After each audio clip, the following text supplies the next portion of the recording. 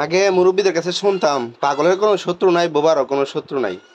এখন চাই দিই পাগলের শত্রু বেশি, বোবার শত্রু বেশি।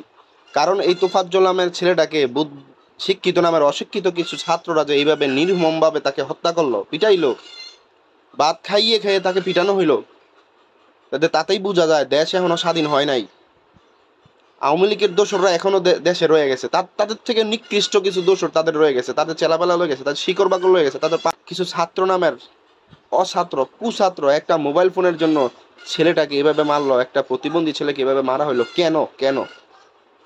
ছাত্ররা তোমরা ভাইবো না যে দেশটা তোমরা এই যে তোমাদের কারণে কিন্তু দেশ স্বাধীন হয় নাই? এটা ভুল।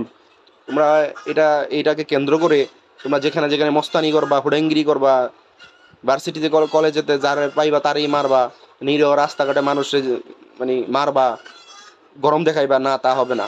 এটার জন্য কিন্তু দেশ স্বাধীন হয় নাই। তোমরা একা কিন্তু দেশ স্বাধীন করো নাই। এই দেশ স্বাধীন করার পিছনে আলেম ওলামাদের অনেক ভূমিকা আছে, অনেক অবদান আছে। এটা তোমরা ভুলে যাও না। এই ছেলেটার কি দোষ ছিল এভাবে পিটায় মারলা তোমরা?